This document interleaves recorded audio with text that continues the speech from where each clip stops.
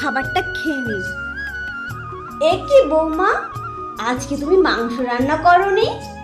শুনুন মা, আপনি তো সংসারে আপনার পেনশনের টাকা থেকে একটা টাকাও খরচ করতে চান না, তাহলে এত নোলা কিসের? যেটুকু পাচ্ছেন না সেটুকুই খান, ঠিক আছে?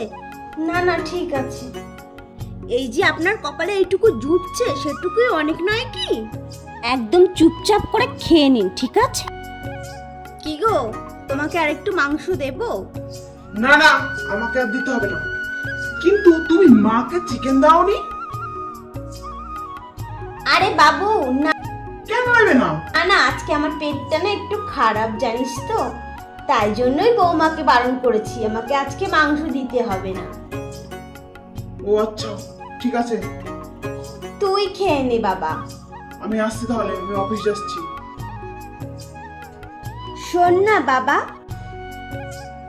হ্যাঁ মা বলো। বলছি কি, আমার না দুটো কাপড় কিনতে হতো জানিস, এই কাপড়গুলো না একটু পুরনো হয়ে গেছে। তুই কি সময় করে আমার সঙ্গে একটু বাজারে যেতে পারবি? ও আচ্ছা, বলছি কি মা, আমার না একটা মিটিং আছে এখন, আমি তোমাকে সন্ধ্যাবেলায় নিয়ে যাই। আচ্ছা বাবা, ঠিক আছে। ধুর বাবা, ফাইলটা যে কোথায় রাখলাম কিছুতেই খুঁজে পাচ্ছি না, কি যে করব।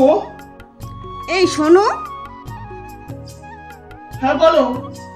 তোমার কি টাকা পয়সা বেশি হয়ে গেছে? কেন তুমি এভাবে কথা বলছো কেন? যদি বেশি হয়ে যায় না তাহলে আমাকে দিয়ে দিও, ঠিক আছে?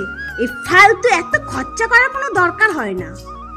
আরে ধুর, টাকা বেশি হতে যাবে কেন? তুমি কেন বললে তোমার মায়ের সঙ্গে তুমি শপিং করতে যাবে?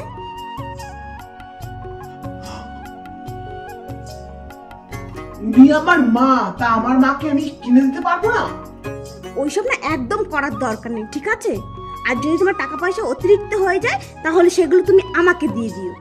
শোনো, তুমি না একদম আমার মায়ের ব্যাপারে কোনো নাম গলাবে, আমি বলে দিচ্ছি। তোমার সাহস কি করে হয় তুমি এরকম একটা কথা বলো? হ্যাঁ হ্যাঁ, যাও, তুমি যা খুশি তাই করো। বলছিলাম কি বৌমা, তোমার তো আজকে মা আসবে, তাহলে বাবুকে বলো বাজার থেকে গিয়ে মাংস নিয়ে আসতে। তোমার মা তো আবার মাংস খুব ভালো খায়। কি গো, শুনছো? হ্যাঁ বলো। আজকে না আমার মা আসবে, একটু চিকেন নিয়ে এসো তো বেশি করে। না না, ওই চিকেন টিকেন আমি আনতে পারবো না, তার থেকে ভালো তুমি পনির রান্না করো।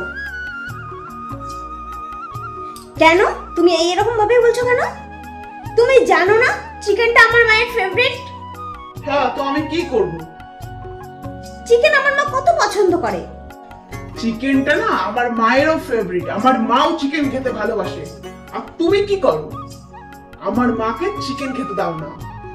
ইনকামটা আমি করি, তুমি না। তাহলে আমার মাকে তুমি চিকেন খেতে দাও না, আমি তোমার মাকে চিকেন খাওয়াবো?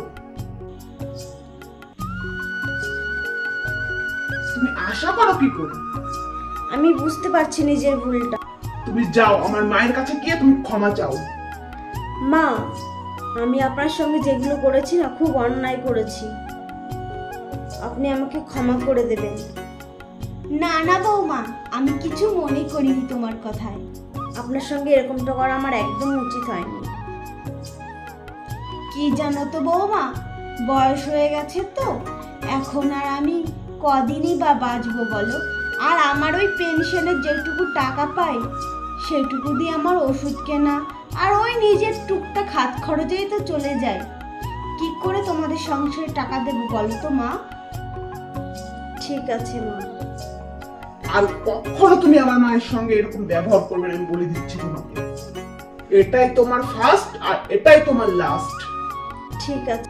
প্রত্যেকটা সংসারে যদি ছেলেরা এমন হতো তাহলে হয়তো মায়েদের আর কোনো কষ্টই থাকতো না, কোনো মা হয়তো আর বৃদ্ধাশ্রমে থাকতে হতো না।